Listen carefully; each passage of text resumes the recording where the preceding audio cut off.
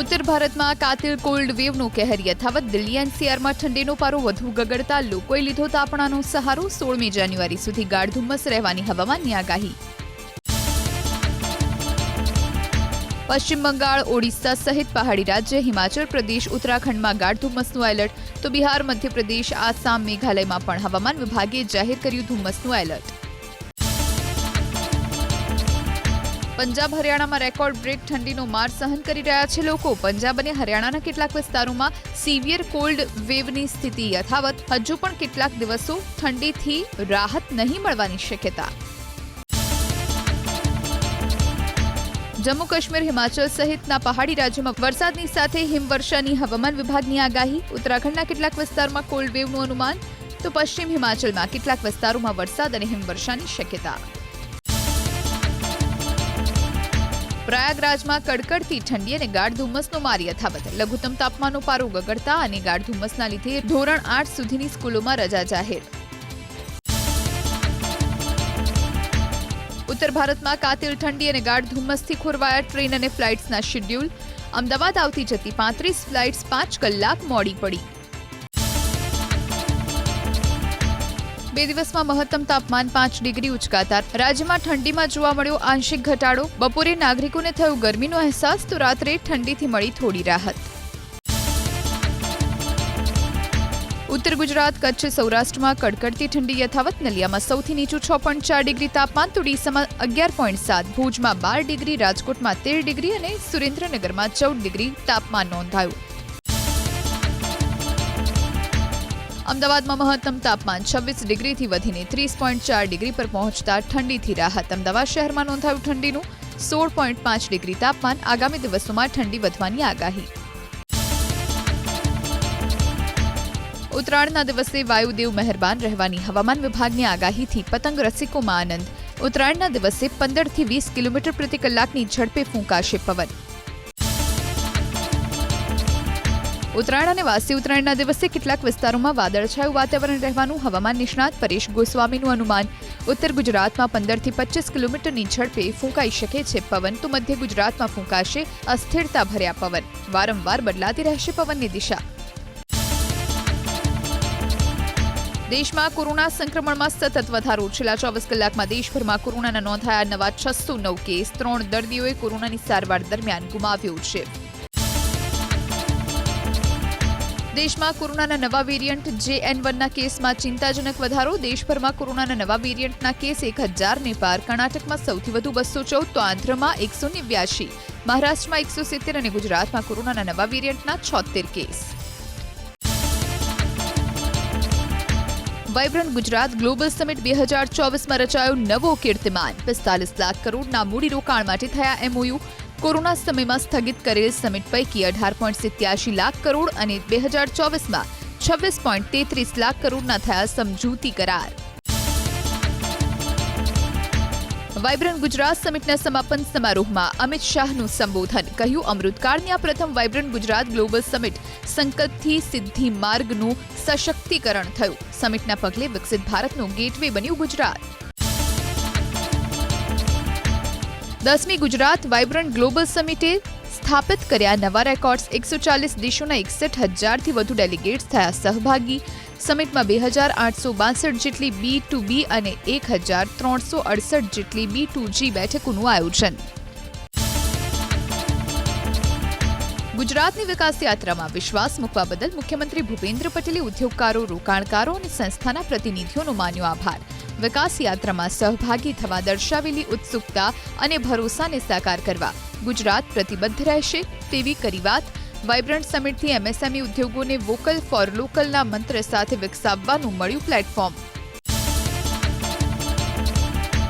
Vibrant સમારોહમાં ભાગ લેવા માટે આવેલા જમ્મુ કાશ્મીરના લેફ્ટનન્ટ ગવર્નરે કહ્યું, જમ્મુ કાશ્મીરમાં પણ રોકાણ કરો. ત્યાં વીજળી પણ ઓછી છે અને ક્રાઇમ રેટ પણ ગુજરાત કરતાં ઓછો છે. અમારા જેવા ઇન્સેન્ટિવ બીજા કોઈ રાજ્યમાં નથી અપાતા. રાજ્યમાં ગ્રીન હાઇડ્રોજન મિશનની શરૂઆત. 2030 સુધીમાં રાજ્યમાં 30 લાખ ટન ગ્રીન હાઇડ્રોજન કરાશે પેદા.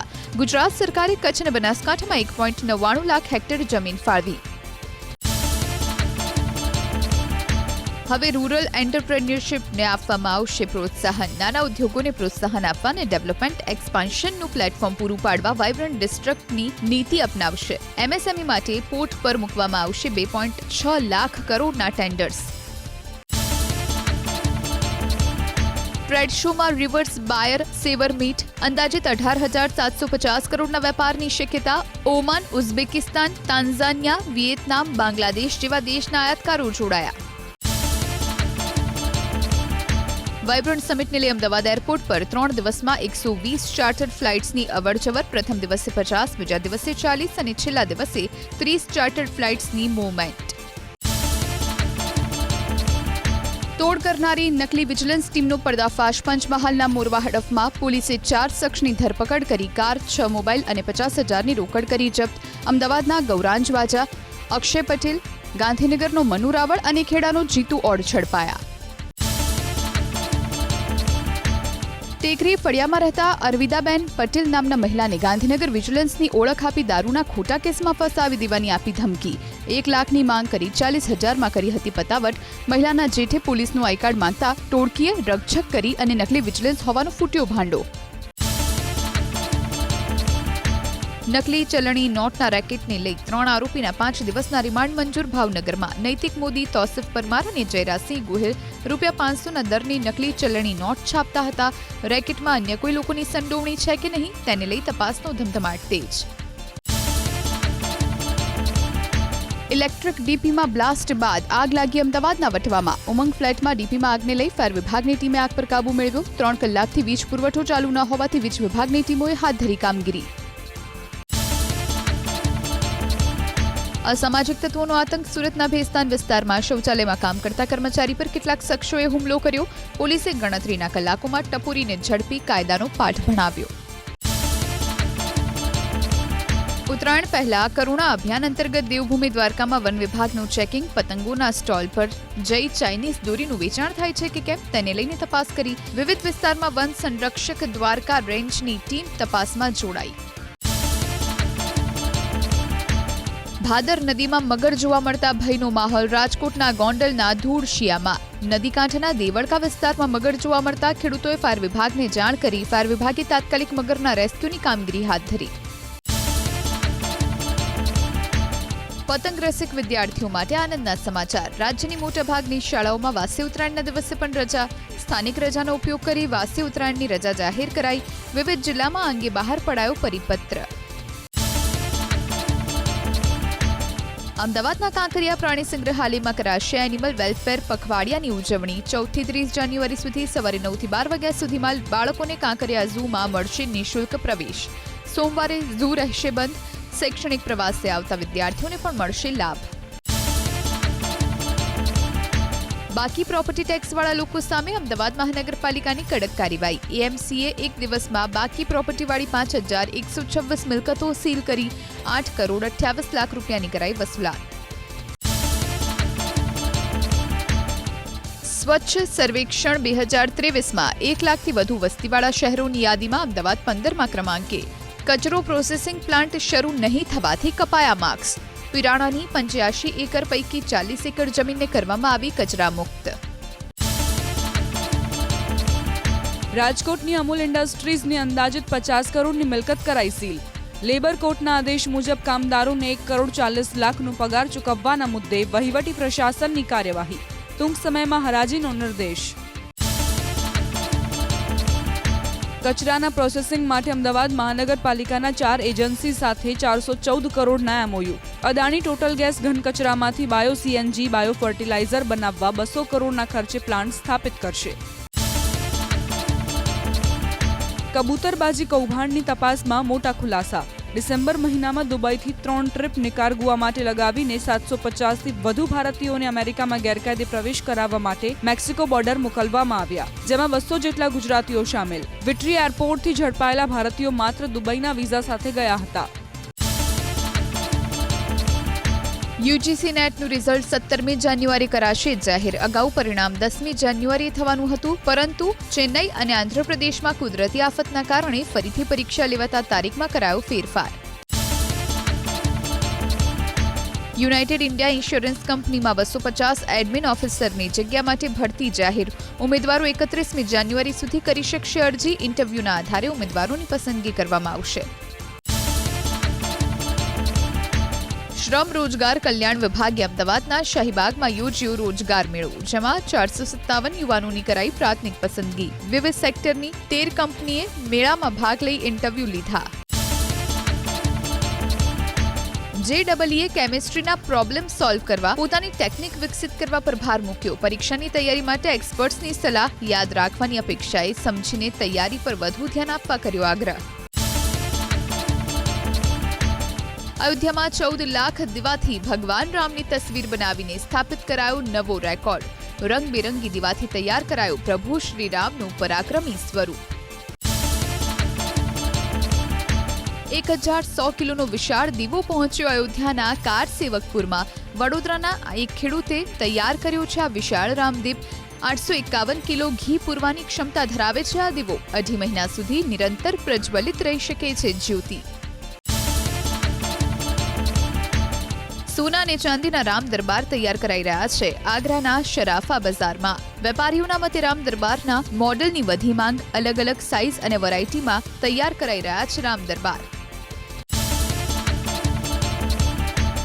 રામ મંદિરને લઈને લાલકૃષ્ણ અડવાણીએ પ્રધાનમંત્રી મોદીને આપ્યા અભિનંદન. નિયતિએ નક્કી કર્યું હતું કે અયોધ્યામાં જ બનશે રામ મંદિર. પ્રાણ પ્રતિષ્ઠા મહોત્સવમાં પ્રધાનમંત્રી મોદી દેશના દરેક નાગરિકનું પ્રતિનિધિત્વ કરશે તેવી પણ કરી વાત. રામ મંદિર પ્રાણ પ્રતિષ્ઠા મહોત્સવને લઈ કેન્દ્રીય મંત્રી સર્બાનંદ સોનોવાલના કોંગ્રેસ પર કટાક્ષ. પ્રાણ પ્રતિષ્ઠા મહોત્સવ દરેક ભારતીય માટે એક ઐતિહાસિક અવસર સમાન. નિમંત્રણનો અસ્વીકાર કરીને કોંગ્રેસે જનતાનો વિશ્વાસ ગુમાવી દીધો હોવાની પણ કરી વાત. રામનગરીમાં પ્રાણ પ્રતિષ્ઠા મહોત્સવને લઈને વિશેષ સુરક્ષા વ્યવસ્થા. અનેક સ્થળે સિક્યોરિટી ચેકિંગ. અયોધ્યામાં તૈનાત કરાયા પોલીસ જવાન. શ્રદ્ધાળુઓની ભારે ભીડને ધ્યાનમાં રાખીને શરૂ કરાયો કમાન્ડ એન્ડ કંટ્રોલ રૂમ. 22 જાન્યુઆરી અયોધ્યામાં યોજાનારા પ્રાણ પ્રતિષ્ઠા મહોત્સવને લઈને રેલ વિભાગની તડામાર તૈયારીઓ. અયોધ્યા ધામ રેલવે સ્ટેશન પર શરૂ કરાઈ મે આઈ હેલ્પ યુ ડેસ્ક. ભક્તોની સુવિધાને ધ્યાનમાં રાખીને કરાઈ વિશેષ વ્યવસ્થા. પ્રભુ શ્રીરામના સ્વાગત માટે અયોધ્યાની સાથે આખા દેશમાં ચાલી રહી છે તૈયારીઓ. આગ્રાના ડોક્ટર પણ દર્દીઓની દવાના પ્રિસ્ક્રિપ્શન પર RXની જગ્યાએ લખી રહ્યા છે શ્રીરામ. ડોક્ટરની આસ્થાની લોકો કરી રહ્યા છે સરાહના. રામ મંદિરના મોડલની જબરદસ્ત ડિમાન્ડ. અલીગઢના બ્રાસના વેપારીઓને મળ્યા ઓર્ડર. અલગ અલગ સાઇઝના બ્રાસના રામ મંદિરના મોડલ કરાઈ રહ્યા છે તૈયાર. કારીગરોમાં પણ ઉત્સાહનો માહોલ. ઉજ્જૈનના મહાકાલેશ્વર મંદિરમાંથી અયોધ્યા મોકલાશે લાડુનો પ્રસાદ. રામ મંદિરના ઉદ્ઘાટન સમારોહમાં આવનારા ભક્તો માટે 16મી જાન્યુઆરી સુધીમાં તૈયાર કરાશે 5 લાખ લાડુ. છેલ્લા 50 વર્ષમાં પહેલીવાર રામચરિતમાનસ પુસ્તકની ખોટી નકલો. દર વર્ષે 57,000 નકલો છપાતી હોય છે અને આ વર્ષે 1 લાખ છપાઈ. તેમ છતાં સર્જાઈ અછત. રામચરિતમાનસ છાપનારી ગીતા પ્રેસ રાત દિવસ કરી રહી છે કામ. રામલલાના અભિષેકની તારીખ જાહેર થઈ ત્યારથી સુંદરકાંડ અને હનુમાન ચાલીસાની ભારે માંગ. મોરિશિયસ સરકારનું મોટું એલાન. 22મી જાન્યુઆરીએ રામ મંદિર પ્રાણ પ્રતિષ્ઠા મહોત્સવ નિમિત્તે હિન્દુ ધર્મના સરકારી અધિકારીઓ અને કર્મચારીઓને અપાશે 2 કલાકની રજા. અયોધ્યામાં રામ મંદિરના ઉદ્ઘાટન માટે પ્રાર્થનામાં સામેલ થવા માટે અપાઈ રજા. ડિસેમ્બરમાં રિટેલ ફુગાવો વધીને 5.69%. 4 મહિનાની ટોચે. નવેમ્બરમાં મેન્યુફેક્ચરિંગ સેક્ટરના નબળા દેખાવને પગલે ઔદ્યોગિક ઉત્પાદનમાં વૃદ્ધિ દર ઘટીને 2.4%. કેન્દ્રીય મંત્રી નિર્મલા સીતારમણ 1 ફેબ્રુઆરીના વચગાળાનું અંદાજપત્ર કરશે રજૂ. નાણામંત્રી 8મા વેતન પંચનો સંકેત આપી શકે છે. બંધારણીય અડચણોના કારણે નહીં થઈ શકે કોઈ મોટી જાહેરાત. કારોબારી સપ્તાહના અંતિમ દિવસે ભારતીય શેરબજાર ઓલ ટાઈમ હાઈ. રોકાણકારોની સંપત્તિ 2.82 લાખ કરોડ વધી. વિદેશી રોકાણકારોની 340 કરોડની વેચવાલી. ડિસેમ્બરમાં એસઆઈપીમાં રોકાણકારોની સંખ્યામાં 40 લાખનો વિક્રમજનક વધારો. મહિનાના અંતે એસઆઈપી ખાતાની સંખ્યા 7,64,00,000 પર પહોંચી. છેલ્લા 5 વર્ષની માસિક સરેરાશ કરતા નવા રજીસ્ટ્રેશનની સંખ્યા 2.2 ગણી. આવકવેરા વિભાગે એલઆઈસીને ફટકારી 1370 કરોડની બીજી ડિમાન્ડ નોટિસ. આઈટી અને જીએસટી વિભાગના રડાર પર છે સરકારી માલિકીની કંપની. વર્ષ 2024ના પ્રારંભે જ એલઆઈસીને કુલ 5,695 કરોડ ભરવા મળી 3 નોટિસ. ડિસેમ્બરમાં પેસેન્જર વાહનોના હોલસેલ ડિસ્પેચમાં 4% વધારો. ઉત્પાદન મથકેથી ડીલરોમાં ડેપોમાં ટુ વ્હીલર્સનો ડિસ્પેચ આંક ડિસેમ્બરમાં 16% વધી 12 લાખથી વધુ રહ્યો. પોલીસ દમન અને પોલીસ સામેની ફરિયાદ માટે રાજ્ય સરકારે જાહેર કર્યો હેલ્પલાઇન નંબર. પોલીસ વિરુદ્ધની કોઈ પણ ફરિયાદ કરી શકાશે 1449 પર. આગામી 15 દિવસમાં હેલ્પલાઇન નંબર કરાશે કાર્યરત. 24 કલાક રહેશે ચાલુ. આજે ઇન્ડિયા ગઠબંધનની મહત્વની બેઠક. વર્ચ્યુઅલી જોડાશે ગઠબંધનના નેતાઓ. મમતા બેનર્જી બેઠકમાં નહીં રહે હાજર. નીતિશ કુમારને સંયોજક બનાવવા મુદ્દે ચર્ચા. ખડગેને બનાવી શકાય છે ગઠબંધનના અધ્યક્ષ. ઝારખંડમાં બેઠક વહેંચણીને લઈને આજે કોંગ્રેસ અને જેએમએમની બેઠક. રાજ્યની 14માંથી 9 લોકસભા બેઠક પર કોંગ્રેસ કરી રહી છે દાવો. મુકુલ વાસનિકના ઘરે એકઠા થશે નેતાઓ. લખનૌમાં આજે સમાજવાદી પાર્ટીના પ્રવક્તા અને ટીવી પેનલિસ્ટ સાથે અખિલેશ યાદવ યોજશે બેઠક. લોકસભા ચૂંટણીની તૈયારીઓના મુદ્દે કરાશે ચર્ચા. ઇન્ડિયા ગઠબંધનમાં બેઠક વહેંચણીના મુદ્દે કોંગ્રેસ અને સમાજવાદી પાર્ટીની બેઠક ટળી. હવે 15 જાન્યુઆરીએ યોજાશે કોંગ્રેસ એલાયન્સ કમિટી અને સપાના નેતાઓની બેઠક. ભાજપ અધ્યક્ષ જેપી નડ્ડા આજે ભાજપ યુવા મોરચાના નમો મતદાતા સંમેલનનું કરશે ઉદ્ઘાટન. દિલ્હીમાં ભાજપ મુખ્યાલયમાં યોજાનારા કાર્યક્રમને કરશે સંબોધિત. સંદિગ્ધ આતંકીઓએ પૂંછમાં સેનાના વાહન પર કર્યો ગોળીબાર. ઘટના બાદ સમગ્ર વિસ્તારમાં હાથ ધરાયું સર્ચ ઓપરેશન. સદનસીબે ગોળીબારમાં કોઈ જાનહાનિ નહીં. ભારતીય નૌસેના અને જાપાની નૌસેનાએ ચેન્નઈમાં બંગાળની ખાડીમાં શરૂ કર્યો યુદ્ધાભ્યાસ. દરિયામાં નૌસેનાની તાકાતનો દાખવ્યો દમ. બંને દેશની નૌસેનાને અપાઈ રહી છે તાલીમ. ગોવામાં 4 વર્ષના માસૂમની હત્યા કેસમાં મહિલા સીઈઓ સૂચના સેટને લઈને પોલીસે કર્યું ઘટનાનું રિકન્સ્ટ્રક્શન. પોલીસ સ્ટેશનથી લઈ જઈ આરોપી મહિલાની પોલીસે કરી પૂછપરછ.